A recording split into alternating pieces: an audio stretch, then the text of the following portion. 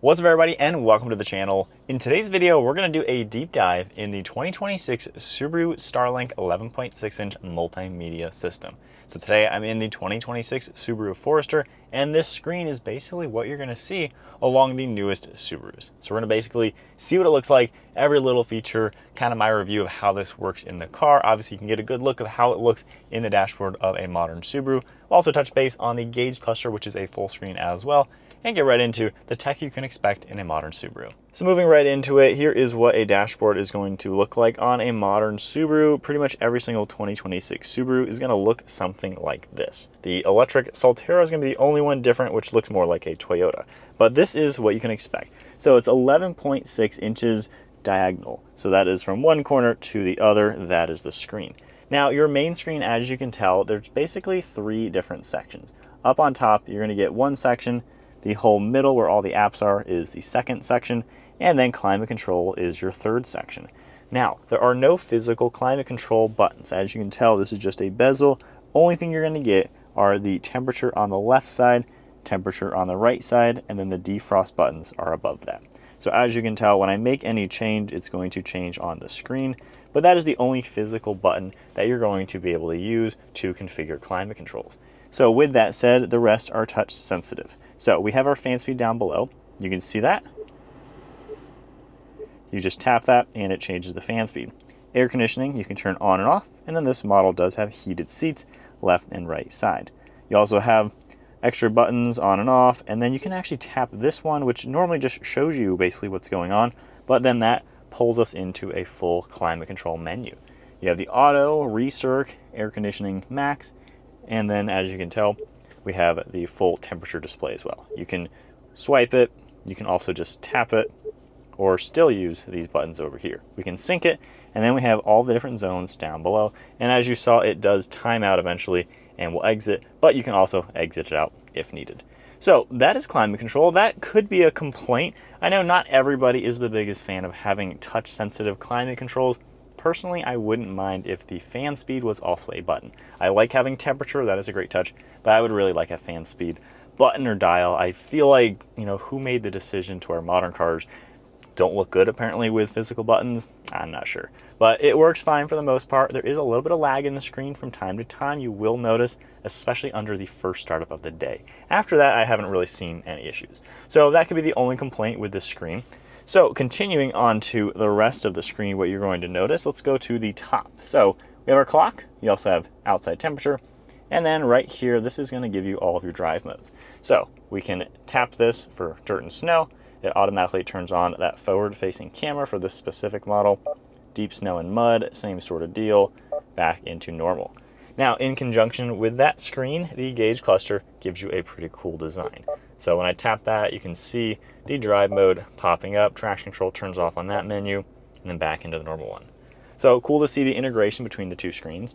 Now, if we scroll to the left, you're going to get your temperature. So of course, it'll either use like GPS or just kind of where you are and use all that information to give you your weather.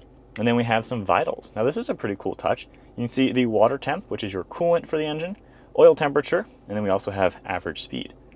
We can continue over. This is navigation, so depending on the road you're on, that will pop up. And then we have Apple CarPlay popping up as well, which I've already enabled. So moving to the main part of the screen, you're going to get all sorts of these apps. This has built-in navigation. You have media, the My Subaru, different apps, phone, settings, CarPlay, and then car info. From here, you can also swipe the screen over. Again, there's just a little bit of lag to it. It's not as snappy as a cell phone. But we're going to have a couple other things that are going to pop up. You can see shortcuts, vehicle dynamics, and then one thing pretty neat, if you hold something down, you can actually move items around. So you can mix and match kind of depending on how you'd like everything to be set up. Tap the home button, exit right out of there. Now for CarPlay, it's going to look like what you would expect. As you can tell, everything pops up with the apps that I have on my phone. We have everything else down here. Of course, you can swipe this over and have all the different screens. So CarPlay is basically what you would expect. You can easily get back to Subaru's system. So media, radio, as you would expect. If we go into radio now, it's going to pop up. And of course, as you can see, sometimes there's a little bit of lag. But we have all the radio right here. This is on the Sirius XM.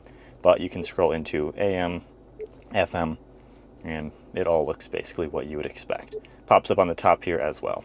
So back to the home screen, car info. Once it loads, you're going to get some pretty cool information. Now this is the Forester Wilderness, so this one's going to have a little bit more off-road capabilities than your typical Subaru, but you can see some of that information, pitch and roll. We also have maintenance that'll pop up where you can view a lot of the information within the car. So that's some really useful information to have set where your car can remind you when you need to change certain things. Now from here we have an apps icon as well where we can get to the Android Auto, Apple CarPlay, My Subaru, and the Travel Link. If we go under settings now, once it loads, you're going to get all of your basic settings to adjust your clock, the display. You can turn that on and off. We have Wi-Fi information, camera, all sorts of different settings. So really this is just the main section to where you can start changing a lot of information and get the screen set up. We also have sound settings, of course, as any modern car is going to have, navigation settings as well. Continuing over, radio settings, phone, car information. So pretty easy. You can adjust your eyesight information, which is kind of the pre-collision, forward collision, all that sort of thing. You're able to make changes to, and then a few more all pop up. So there's a lot of settings in here. I would assume when you buy this car, definitely take a nice afternoon and just kind of go through everything in the car just so you're really familiar and get everything set up. Now, if we continue over, vehicle dynamics, we can turn that on and off. Basically just turning traction control. You can see that right there. So kind of interesting, there's no like button for it like some cars down here. So kind of neat. If you want to turn that off, just go ahead and pop it onto your screen, add shortcuts, and then we can turn the display off as well. So climate controls stays on, and then I guess if you touch anything or press anything, it'll turn back on. So from here, you're going to have a couple other icons down below. We got a little person, little phone icon, the home, start, stop, AVH, as well as a little car. So if we tap the person icon, this is where you can do driver profiles. You can add that. This settings icon right here, it's where you're going to add your phone. I've already added mine, exiting out of there. And then we have auto start stop, of course. Tapping that one, turning it on and off. And then we have the car icon. So car icon, we're going to get a lot of these cool different adjustments. So we have the dynamics control, can turn on and off, the X mode, so you can adjust your drive mode here. Cruise control you can set up. Vehicles auto hold. You also have the steering response, auto start stop. So nice to see you have, a couple different shortcuts here and there, and you also have them down here. And if we just tap the home icon, we are back here, and then once again, we are back into the main screen. You're also going to see your hazards on the left side. We have your volume control, which will also turn it on and off for mute, and then tuning over on the right side. There's going to be air vents surrounding the screen as well. And then moving on to the gauge cluster, I can just scroll up and down, and you're going to get a couple different vitals within the car that are going to pop up as I scroll. So pretty nice, a blank screen as well, just to give it a cool look, and then continuing down into a few more. You can see the engine's temperature on that far left side, the start stop. You can see the park indication right in the center. So if I go ahead and put it in reverse, that's where it tells you reverse, neutral, drive, and then if I go into the manual shift mode. So with the gear selector, that's the manual drive mode. And then you're also going to see your fuel over on the far right with your odometer as well as the trip. And then we have our two different standard drive modes right here. You can click on them. We have the SI drive, which is more of your sport mode, and then the standard one, the intelligent mode, basically. And then you have a cool, like a dirt road in the center, time and temperature up on the top. And then that is about it for the screen. As far as using it while driving, these are not too hard to tap as a driver. Just if there is a little bit of lagginess, that can get a little annoying.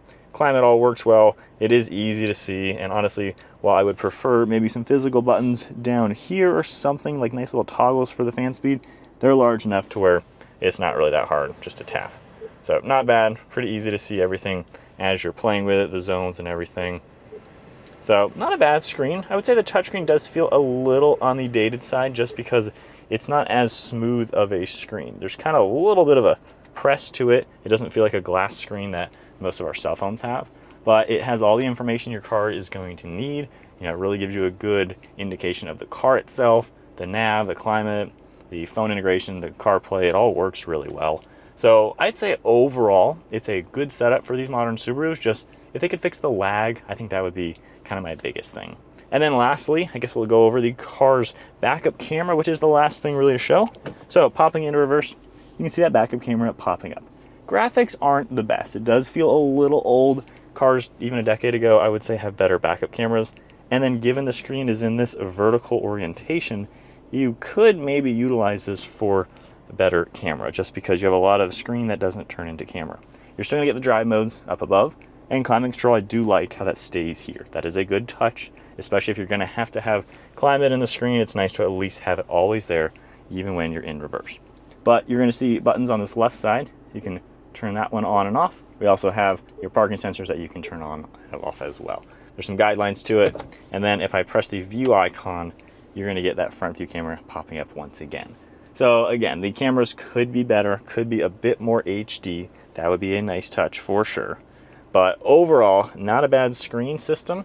I think, again, it kind of works well. It's integrated nicely to the car. It does give you that maybe a tablet style interior, but they've integrated it into the dash versus just having it stuck on the top of the dash, which some people seem to complain with. So not a bad, I'd give it like a B rating, I would say. It's not my favorite screen in the world, a little laggy. The cameras could be a little better, and it doesn't really look that fancy, but it's very functional. So it's functional, it's big, it's got what you need. It's a very utilitarian screen, I would say, and it fits the interior well. But there is the 2026 Subaru's multimedia screen. Comment below, do you like this? Is this a good way to go? Do you think Subaru's done a nice job creating a screen and multimedia system that works well for the interior? If you enjoyed the video, give it a thumbs up, hit that subscribe button, stay tuned for plenty more content, and I'll see you all in the next video.